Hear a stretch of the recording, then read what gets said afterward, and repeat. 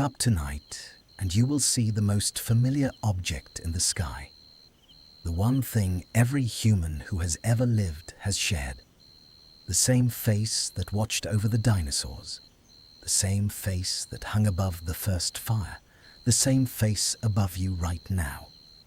And it is a lie. Not the moon itself, the familiarity.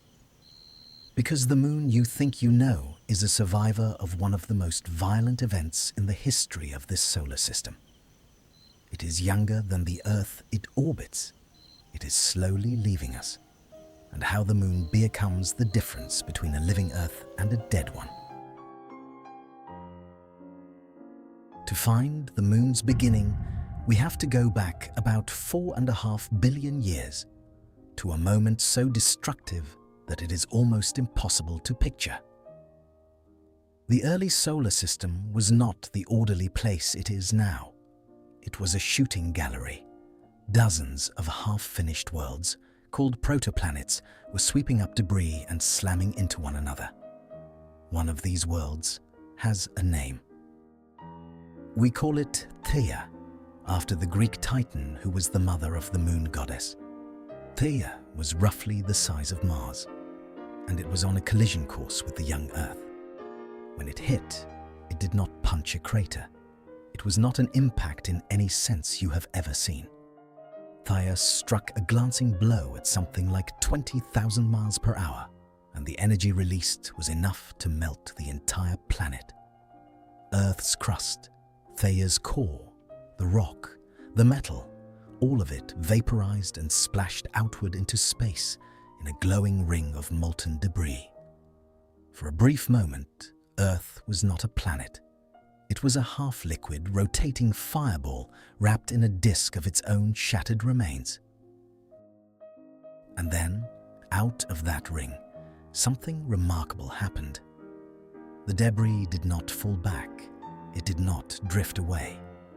Gravity began pulling the fragments together, and in a span of time that may have been as short as a single century, possibly less, the ring collapsed into a new world. The moon. We know this is roughly what happened because of something the Apollo astronauts brought home.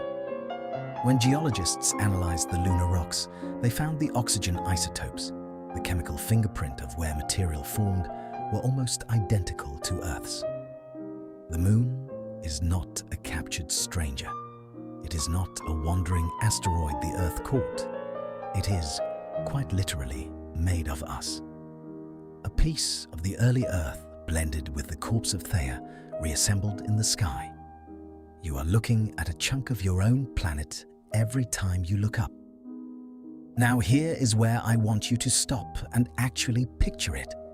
Because the newborn moon was nothing like the gentle silver disk we know. It was close, astonishingly close. Where the moon today sits about 239,000 miles away, the infant moon orbited perhaps 10 to 20 times nearer. It would have filled the sky, a vast, glowing, half-molten thing, 10 to 15 times wider than the full moon you see now, hanging there, radiating heat, and it was moving. A month back then was not 29 days. The moon whipped around the Earth in a matter of days, maybe less, and the Earth itself was spinning so fast that a single day lasted only about 5 or 6 hours, sunrise to sunrise before lunch. The tides this close moon raised were not the gentle rise and fall we know. They were monstrous.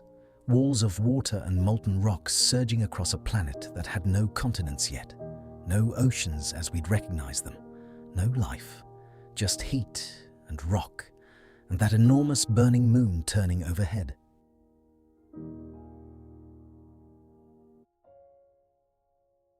For its first several 100 million years, the moon lived through hell.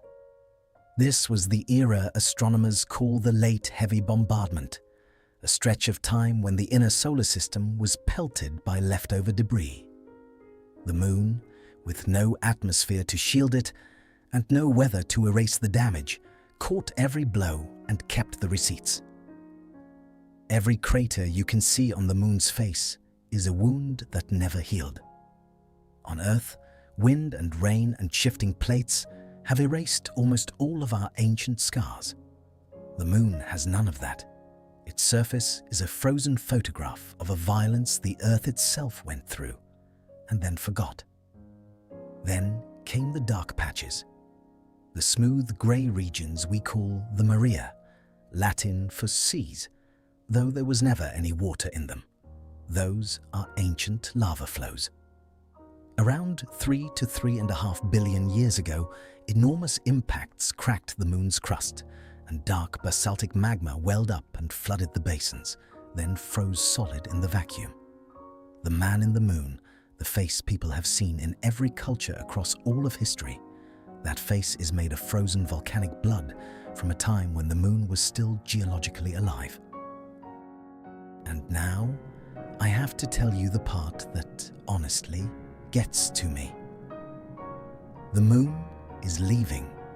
Every single year, the Moon drifts about 1.5 inches farther from the Earth, 3.8 centimeters, roughly the rate your fingernails grow. We know this with absolute certainty because the Apollo astronauts left mirrors on the lunar surface, and to this day, we fire lasers at them and time the reflection. The distance is measurable down to the millimeter, and it is increasing. Here is why. The Moon's gravity raises tides on Earth, but the Earth spins faster than the Moon orbits, so it drags those tidal bulges slightly ahead. That bulge pulls on the Moon, nudging it forward, lifting it into a higher orbit, and in exchange, it steals a little of Earth's spin. So the Moon climbs away, and our days grow longer. That 5-hour day of the early Earth has stretched over billions of years into the 24 hours you live by now. The Moon is paying for its escape with our time. But before we mourn it, I need you to understand what the Moon has done for us, because this is the part almost nobody thinks about. A spinning planet wobbles. Left alone, the Earth's axis, the tilt that gives us our seasons, would lurch and swing chaotically over millions of years, dragged around by the gravity of the Sun and Jupiter. We can see this happening to Mars, whose tilt has wandered wildly, plunging it into climate extremes that may have helped strip away its chance at a stable, life-friendly surface. Earth doesn't do this. Our tilt holds remarkably steady at around 23.5 degrees, varying only a tiny amount over tens of thousands of years. The reason is the Moon.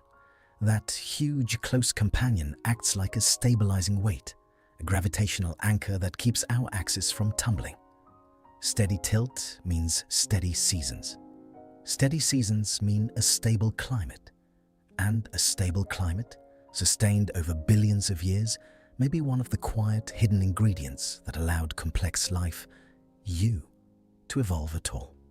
The Moon didn't just light up our nights, it have held the door open for life itself. For all of human history, the Moon was a symbol, a god, a calendar, a poem. And then, for a brief window between 1969 and 1972, it became a place. Somewhere, 12 human beings actually stood. They brought back roughly 380 kilograms of rock and soil. And those samples rewrote the textbook. The age of the Moon, the giant impact origin, the volcanic history, the timeline of the bombardment. Almost everything I've just told you, we confirmed by holding pieces of the Moon in a laboratory on Earth. There is a detail from those missions I can never quite shake. The astronauts' boot prints are still up there, right now. There is no wind on the Moon, no rain, no erosion.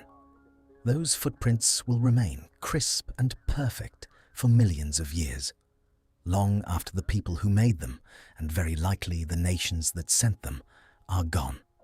A frozen monument to the one time the Earth reached up and touched its own child. So where does this story end? The Moon will keep retreating, and the days will keep lengthening for as long as the system lasts. But this slow dance has a built-in deadline. In roughly 5 billion years, the Sun will swell into a red giant. And long before any final resting point is reached, the Earth and the Moon's story will be swallowed by the death of the star they both orbit. The Moon will not outlive the Sun, but it will very nearly outlive everything else. For most of human history, we looked up and saw a face, a friendly, constant, eternal face. It was never any of those things. It is a survivor of an apocalypse. It is a piece of our own planet, flung into the sky and reassembled in 100 years of chaos. It is a recorder of violence we ourselves have forgotten. It is the silent guardian that may have steadied the very climate that grew us. And it is slowly, gently, inch by inch, saying goodbye. The Moon is not just decoration. It is family. It is history. It is the oldest piece of Earth we have left. And it is hanging right there, waiting every night for someone to finally look up and understand what they're seeing.